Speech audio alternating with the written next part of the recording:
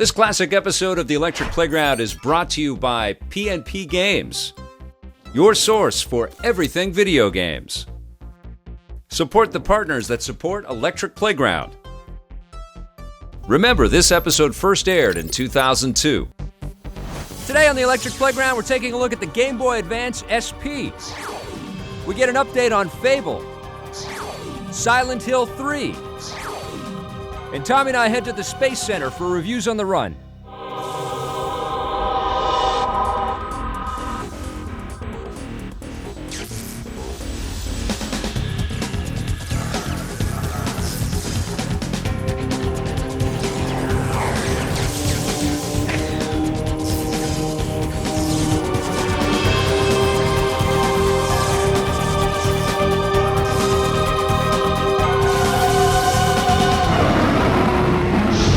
If you're talking about ambitious game developers, one name that has to come up in the conversation is Peter Molyneux. I got to catch up with Peter to find out more about his latest creation, Project Ego. I'm here at the Xbox booth with the incredible Peter Molyneux. So tell us, how has the game progressed? What are we looking at now?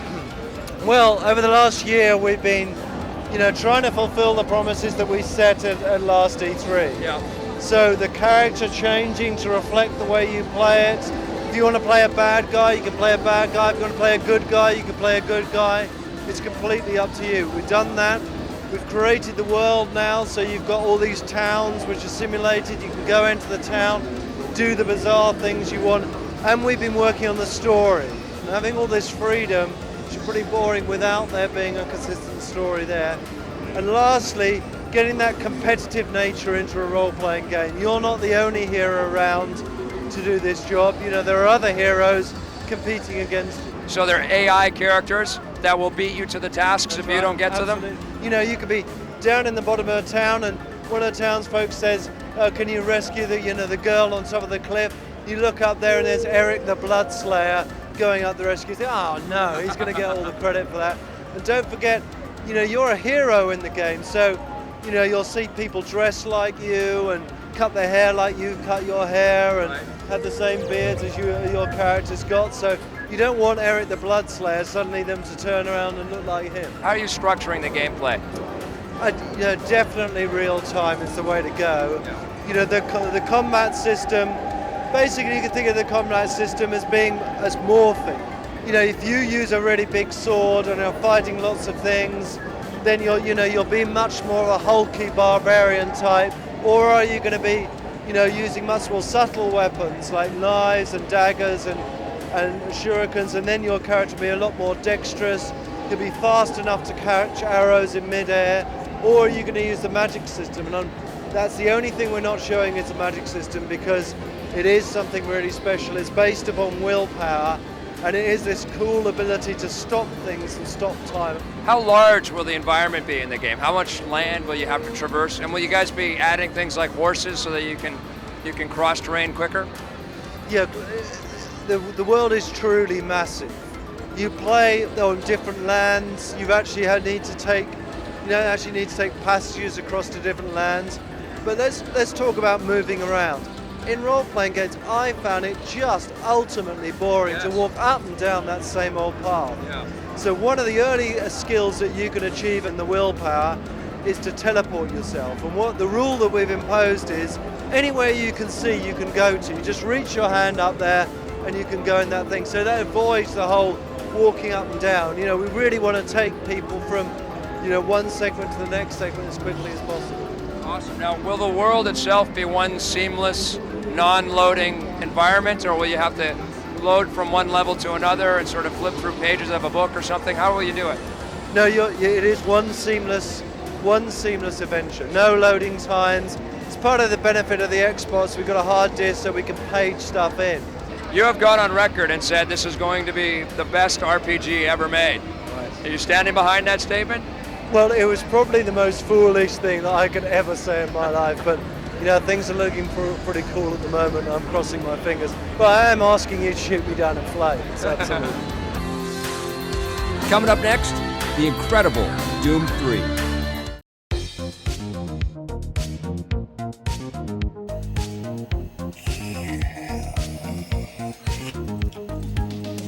Oh hey, Lee from PNP Games here. You know, I've been checking Nintendo.com every day for Game Boy Advance updates. The website's looking sick, by the way. Few things excite like the hype of a new video game console release, but if there's one thing that comes close, it's rediscovering a favorite video game years later. That's why Past and Present Games is your source for everything video games. Surf the web on over to pnpgamesonline.com. Browse your selection of games, accessories, and more, and if you're able, please make a purchase. Have a great week and play forever.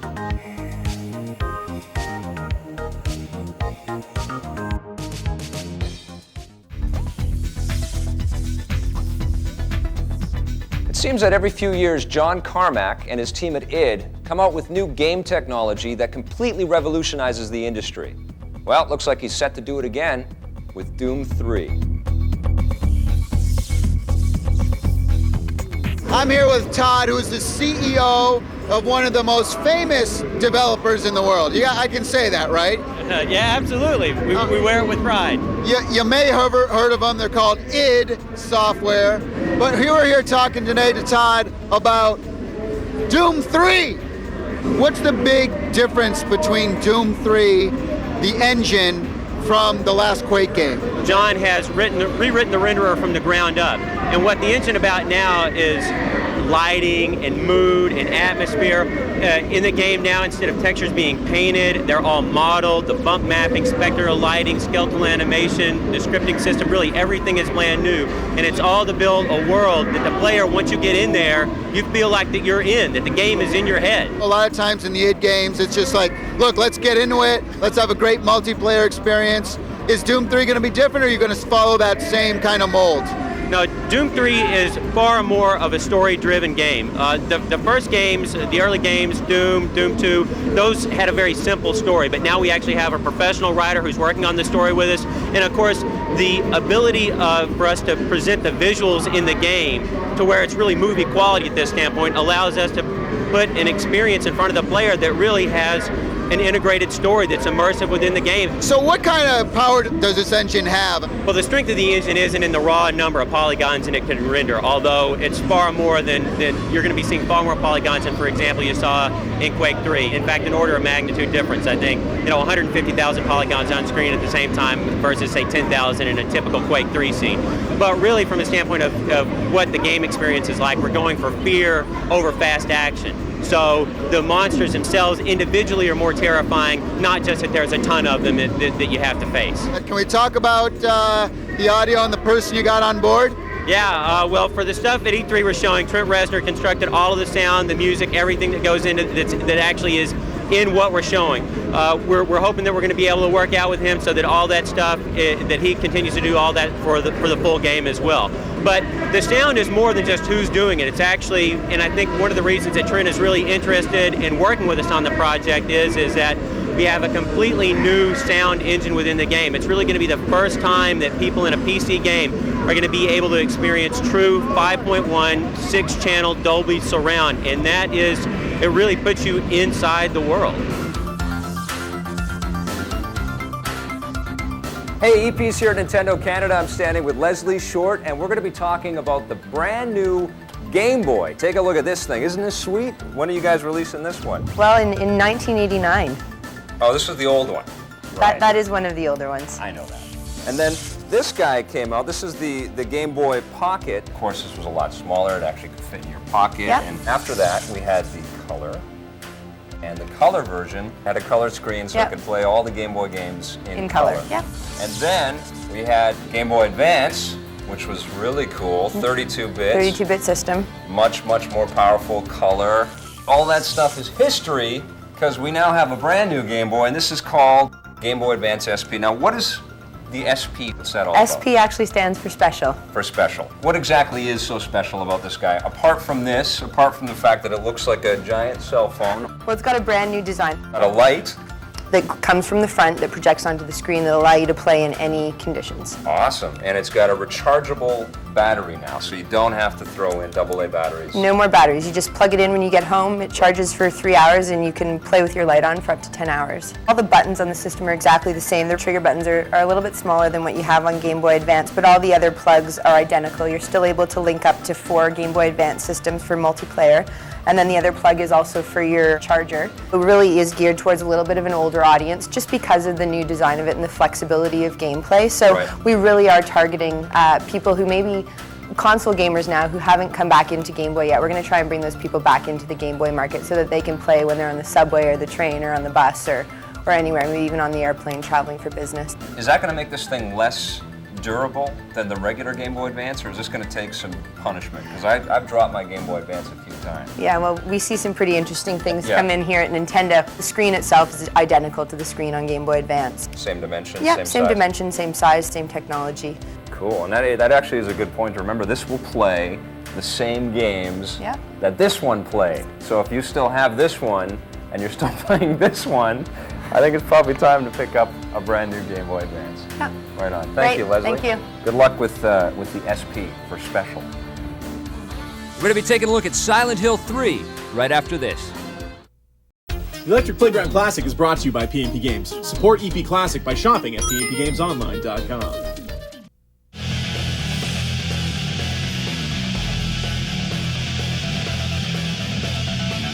We are here with Wilson Cheng from Konami. We're going to be talking about Silent Hill 3.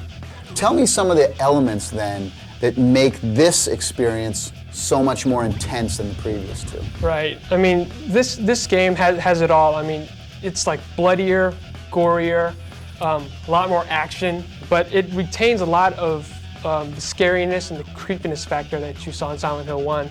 Through the audio, through the gameplay, there's all kinds of new creatures. It's really freaky, it's scary, and it'll knock the socks off. What besides zombies do we have in this game? Right. Some of the new enemies that we get in the game are like a dog-like creature.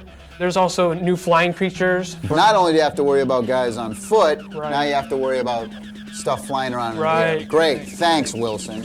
Silent Hill basically, it takes place in this haunted kind of town thing, right? What are some of the areas that maybe we haven't seen in previous games? We have a lot of new elements in Silent Hill 3.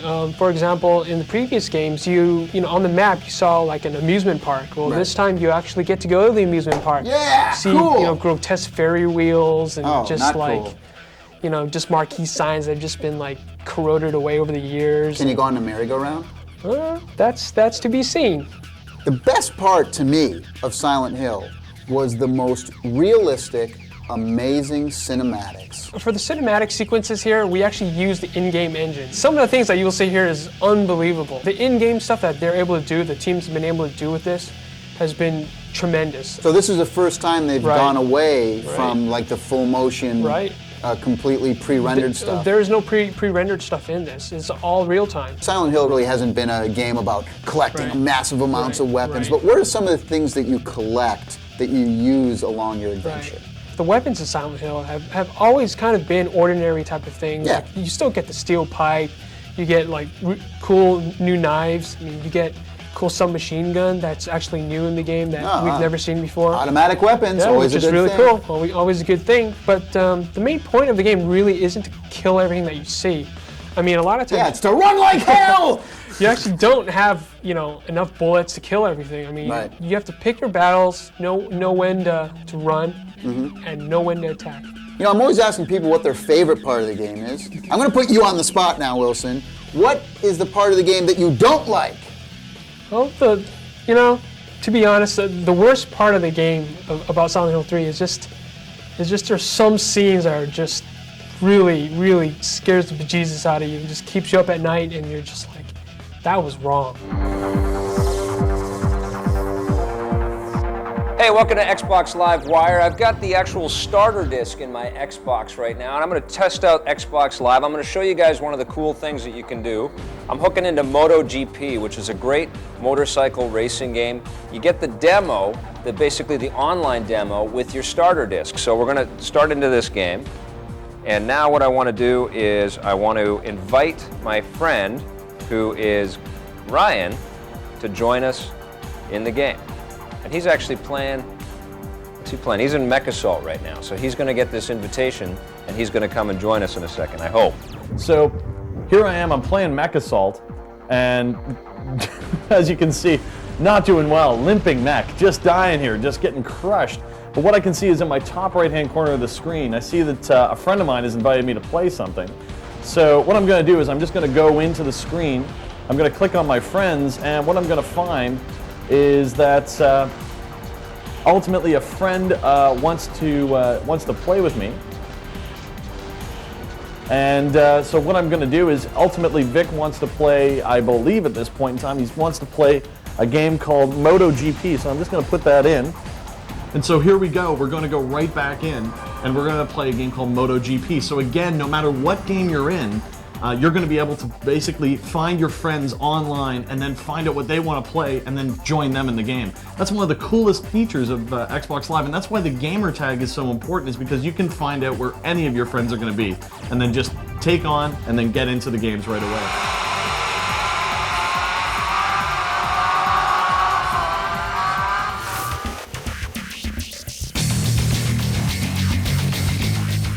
Hey, EP's here at the Space Exhibit because we got a whole bunch of sci-fi games to talk about today. Always knew you were a space cadet. Thanks, pal.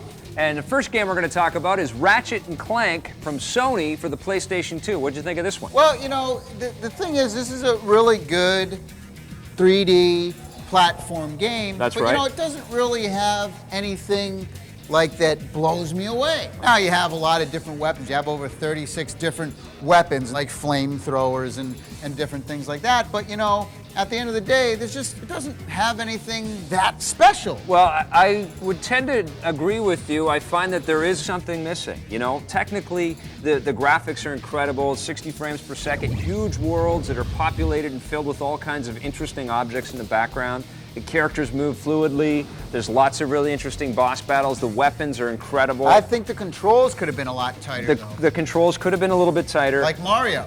Yeah, or even Sly Cooper had a little bit more precision, I think, in the maneuverability. This game, it seems to have almost all the right pieces, but the thing that it's missing, it doesn't have that intangible connection. You don't feel like it's got the same heart as Mario or as Sly Cooper. Star Fox Adventure. Or Star Fox Adventures. I mean, it looks to me like there was a checklist made from the designers, and they went over all the things that should be in the game, and they hit their marks. Right. And they delivered a technically proficient game, but it's missing a little soul or substance. Yeah, because really, at the end of the day, all you're really doing is smashing boxes and collecting things. Right. Which, again, you know, yay. But I had a lot of fun playing the game. And But it is a well put together game, don't get me wrong. And it is addictive finding all the pieces of the puzzle as you go through. If I had a choice between this or Sly Cooper, I'd take Sly Cooper in a second. I tend to agree with you. I like Sly Cooper a little bit more, but I did enjoy Ratchet & Clank. I think my favorite part of the game is actually Clank. I wish they had just called this game Clank and just let Clank run around, because he is really cool. It reminds me of Teddy from AI, that little cute teddy bear character. Yeah. I'm going to give it an 8.5 out of 10. I'm giving it a 7.5.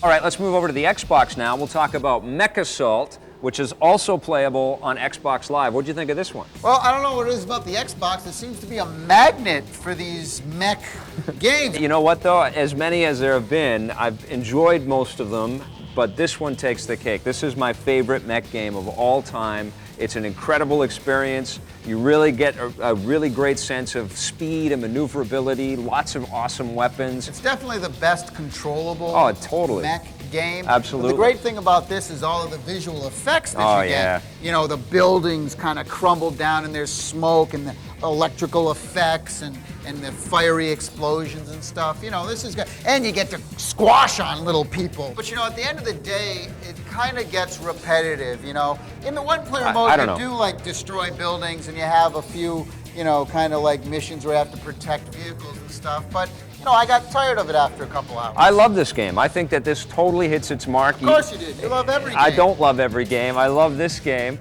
This game delivers on what it promises and then gives you more. I mean, it's a great single-player experience, but the real meat of this game is to jump on Xbox Live, hook up with some friends, and get into mech battles. I like stomping on the little people. That's fun, but playing Xbox Live is much better than that. It's so cool to have your little voice set on, you're blasting at your buddies, you're making friends, you're making enemies, you're able to talk to each other, you can join up with teams, there's tons of mechs to choose from. And the cool thing about playing the single-player game, of course, is that you get the rewards of winning new mechs and new weapons to play with in the multiplayer arena. More metal Hey, if this really delivers, and don't let this guy sell it short. If you're at all interested in playing a giant robot game, this is the one to get. It's an incredible experience, 9.5 out of 10, but you got to play it online. I'm giving it a 7. Wow. When we come back, we're going to be talking about Defender and Metroid Prime. Visit our website at electplay.com.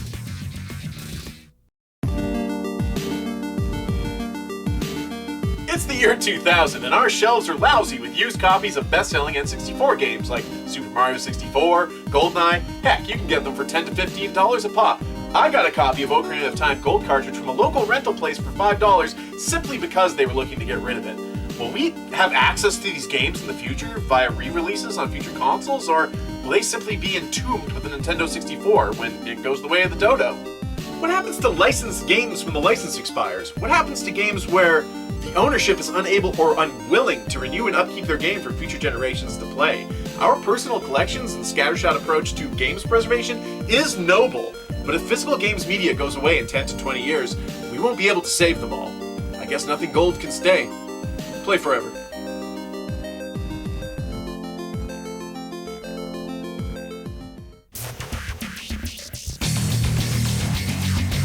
Okay, we're back, and we're going to talk about Defender, which is out for the Xbox, PlayStation 2, and GameCube. What'd you think of this one? Last year, Midway came out with Spy Hunter. Right. Old, great, classic arcade game. They Made redid it. it. A great 3D game. Yeah.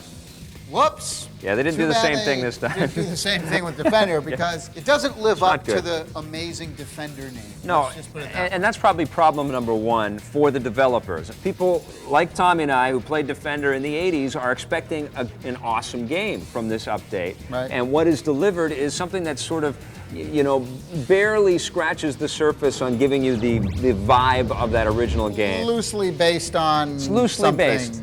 Yeah, well, I mean, in the original Defender, one of the cool parts was, the enemies would come along, pick up people, rise up to the screen, and then, kind of eat them, and then they turn into these superhuman things that tracked you down. Right. They have that in this game as well, They which sure is do. neat. As a matter of fact, they even have a cinematic Right. of one of the aliens picking up a person, Right. and then it shoves it up its own bum. Yes. Which I thought was kind of interesting. And I think it's interesting that you had to mention that on television as Whoops. well. Nice stuff. Yeah, well. that's awesome. But the thing that it lacks the most is any kind of coherent art direction. Yeah. It seems like, the backgrounds and the environments just don't match the graphics of the buildings. The graphics look like they're from a couple of years ago. They look That's like right. N64 quality graphics. Now, the controls in the game are good and easy Yeah. to get used to, and that's cool. And it is cool that you can actually go and pick up the people. people. It's kind of got a little choplifter type feel. There's also a little real-time strategy element in there. If you pick up 3 people, they will actually build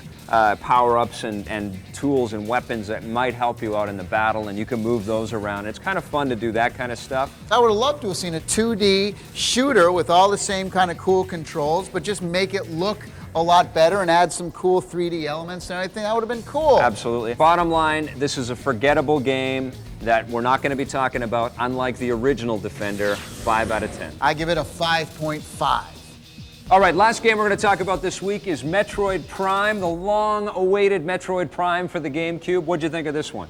Well, the original Metroid was a 2D platform style game, and Right. everyone started to freak out when they heard that it was in first-person shooter. Oh my Right, God! right. Don't ruin my Metroid. Don't change anything. And basically, it is first-person for the most part, but at any point, you can actually kind of roll up into a ball. It's an above-average first-person game. It's not like, oh my God, the end-all, be-all, like some people are talking about it. It's a very unique The graphics first-person are okay.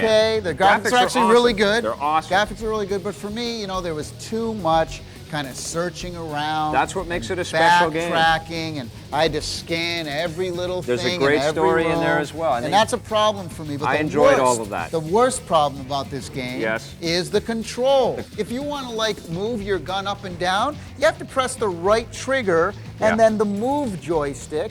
And then if you want to strafe left and right, you have to press the left trigger button. Yes. And then the joystick. So there's no way to actually even move or strafe and have your gun look up and You're down. constantly It's being ridiculous. surprised by enemies. You're constantly fighting with the control. Also can't believe that there was no multiplayer in this game. I mean, I think the level design and the enemies and all the different weapons and the visors and all the effects in this game are incredible. I would have loved to have been able to play this at least in, you know, 2-player split screen or something like that. I know Metroid's always been a 1-player game, but if you're going to build worlds like this, isn't it a good idea to allow a couple of people to play inside of this game? It would have added so much longevity to this game. But it kind of makes up for that with the Link capabilities to the Game Boy Advance and the enhancements that that creates. I'm giving it a 9 out of 10. I'm giving it a 7.5. Here's a recap on our reviews, including scores from Electronic Gaming Monthly and Computer Gaming World. Visit our website at www.electplay.com, or if you're mobile, wap.electplay.com. That's it for this show. We'll see you guys next time on Electric Playground. Production assistance for Electric Playground is provided by Sony, publishers of War of the Monsters for PlayStation 2, and Microsoft, publishers of Mech Assault for Xbox and Xbox Live.